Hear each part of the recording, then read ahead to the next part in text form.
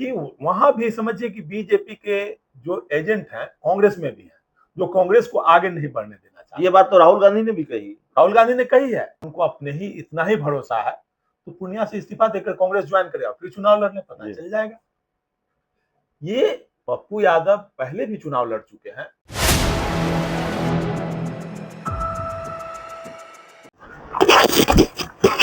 नमस्कार, आप देख रहे हैं 4 PM और मैं हूं अभिषेक मिश्रा। आखिरकार कांग्रेस को अब तेजस्वी यादव के चेहरे से इतनी दिक्कत क्यों है? कांग्रेस को तेजस्वी यादव के चेहरे से इतनी हिचक क्यों है? उनका नाम लेने में इतनी हिचक क्यों है? और सीएम फेस को लेकर पेच आखिरकार कांग्रेस ने क्यों फंसा दिया है? पहले कोई अनिश्चितताएं नहीं रही, पहले कोई सस्पेंस नहीं रहा, लेकिन कांग्रेस के बड़े नेताओं के अब जो बयान सामने आ रहे हैं लगातार, और आज ताजा बयान राजस्थान के उप मुख्यमंत्री, पूर्व उप मुख्यमंत्री और कांग्रेस के बड़े नेता राहुल गांधी के विश्वस्त नेता सचिन पायलट, जो आज पटना में थे, प्रेस कॉन्फ्रेंस कर रहे थे, और उनकी तरफ से जो बयान आया है कि भाई बहुमत जब आएगा, चुनाव नतीजा जब आ जाएगा, उसके बाद तय होगा कि सीएम कौन बनेगा या सीएम फेस कौन होगा। तो आखिरकार कांग्रेस ये खेल आरजेडी के साथ क्यों खेल रही है? हमारे साथ बिहार के जाने माने पत्रकार, बहुत senior journalist Santosh Kumar sir हैं। सर, लगातार बयान आ रहे हैं, राहुल गांधी की मीटिंग से निकलकर कृष्णा अल्लावरू ये कह देते हैं कि भाई सीएम फेस होगा कि नहीं होगा, सीएम फेस के साथ जाएंगे अभी कि नहीं जाएंगे, वो मीटिंग में डिसाइड होगा।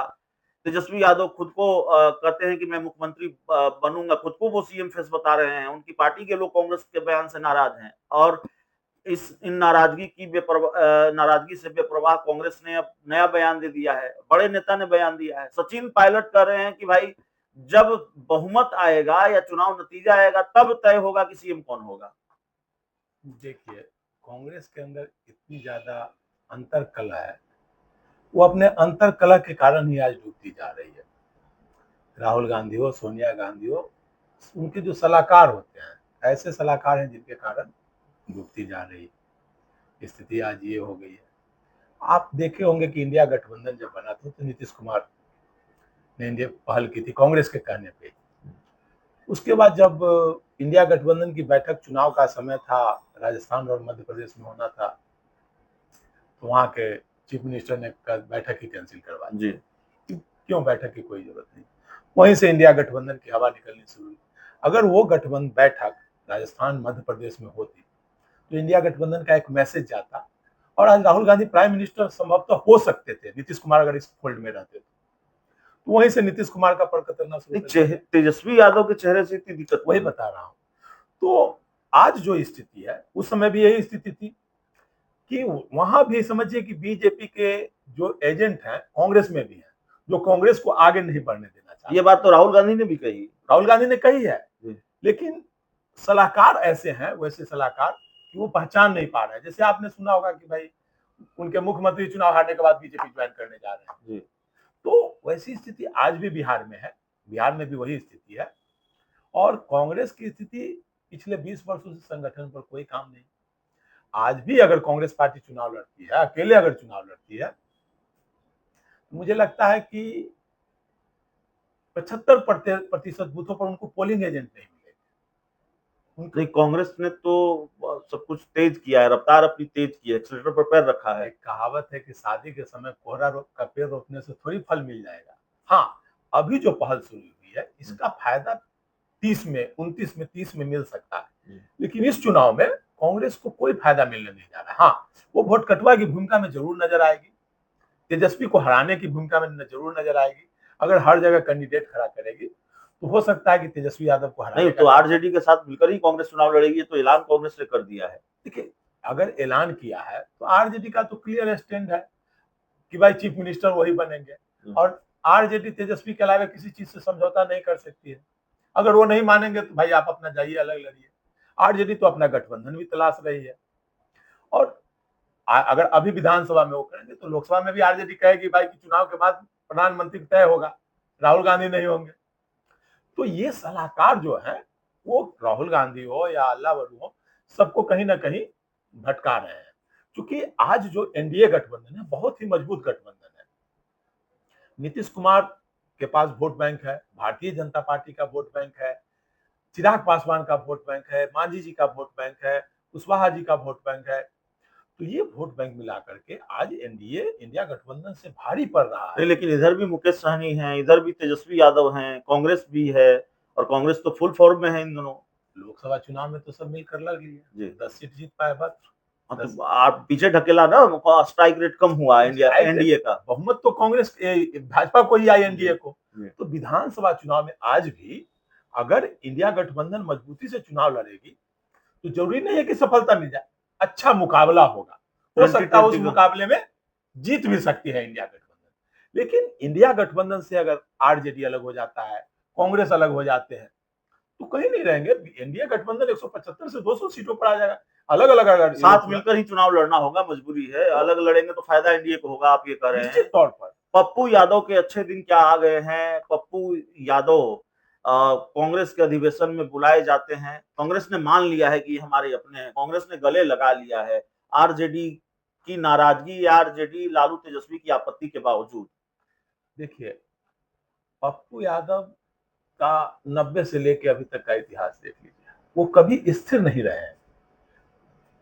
लालू से 4 बार अलग हुए, 4 बार उनके साथ जुटे हैं। मतलब एक कहावत है, 4 बार, कई बार अलग हुए, कई बार आए। जैसे ही चुनाव से पहले वो लालू के साथ जाते हैं और चुनाव जीतने के बाद फिर लालू प्रसाद को गाली देना शुरू करते हैं। पहले भी हो चुका है। अगर वो सही मायने में कांग्रेसी अगर है, कांग्रेस से चाहते हैं और उनको अपने ही इतना ही भरोसा है, तो पूर्णिया से इस्तीफा देकर कांग्रेस ज्वाइन करे और फिर चुनाव लड़ने, पता चल जाएगा। ये पप्पू यादव पहले भी चुनाव लड़ चुके हैं, पूरे बिहार में कई 100 सीटों पर चुनाव लड़ चुके हैं, हेलीकॉप्टर से प्रचार करते थे, कई बार चुनाव लड़ चुके हैं। एक बार तो पिता भी लड़े, माता भी लड़े, अपने भी लड़े, पत्नी, सब लोग चुनाव हार गए थे। तो पप्पू यादव कई बार भाग आजमा चुके हैं, लेकिन उनको सफलता नहीं मिल सकती है अभी वर्तमान परिस्थिति में। और इस चुनाव में भी मैं बोल रहा हूँ, वो यादव वोट को लेकर राजनीति करते हैं। तो यादव वोट आज भी 90% यादव और मुसलमान का वोट लालू प्रसाद के साथ ही है, आज भी इंटैक्ट है।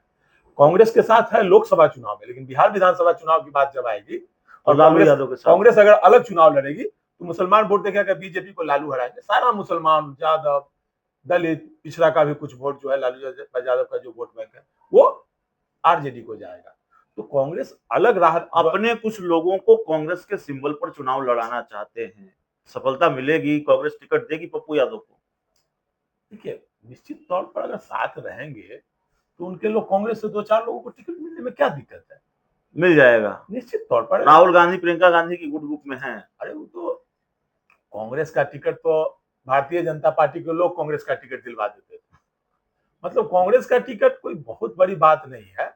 मतलब पटना से ले लीजिए तो डमी कैंडिडेट खड़ा कर, कई जगहों पर डमी कैंडिडेट खड़ा किया जाता है। हालांकि कांग्रेस इन चीजों से अब उभरने की कोशिश कर रही है। राहुल गांधी जो पुराना परसेप्शन है उसको खत्म करने की कोशिश कर रहे हैं, उसको खारिज करने की कोशिश में लगे हुए हैं। अच्छा, एक बात बताइए, राहुल गांधी अगर पुराना परसेप्शन खत्म करने का सोचते तो मध्य प्रदेश में उनकी सरकार चली जाती। नहीं, उन्होंने पटना आकर कहा, पटना में उन्होंने कहा कि जो कोशिश हमको बिहार में करनी चाहिए थी उतनी कोशिश हमने नहीं की है, तो स्वीकार किया है उन्होंने, लेकिन अब लगे हुए हैं। देखिए, वो स्वीकार कर रहे हैं जी, लेकिन कांग्रेस पार्टी की स्थिति देखिए, मध्य प्रदेश, राजस्थान जहां गढ़ था वहां भी उखड़ गई कांग्रेस। यूपी में अखिलेश सिंह के साथ आकर सफलता मिली, बिहार में लालू के साथ मिलकर सफलता मिली। लेकिन आज जो गठबंधन का दौर है, कांग्रेस पार्टी का क्या जनाधार है? आज भारतीय जनता पार्टी कहा जाए तो सबसे बड़ी पार्टी है, सबसे बड़ी जनाधारवादी पार्टी है। भारतीय जनता पार्टी ऐसी पार्टी है जिसके कार्यकर्ता कम से कम आज के समय में 99% बूथों पर उनके कार्यकर्ता है। सबसे बड़ी पार्टी। भारतीय जनता पार्टी अकेले लड़ने की हिम्मत नहीं करती है जी, और अकेले लड़ेगी तो भी 50-60 सीटों पर सिमट के रह जाएगी, 70 सीटों पर। वो नीतीश कुमार को लेकर चलती है, चिराग पासवान को लेकर चलती है। उसी तरह कांग्रेस को आरजेडी को लेकर चलना पड़ेगा। कांग्रेस पार्टी को अगर सफल होना है, भारतीय जनता पार्टी का क्या जनाधार था पहले बिहार में? तो कुछ जनाधार नहीं। समाजवादी पार्टी, बिहार में आरजेडी, तो साथ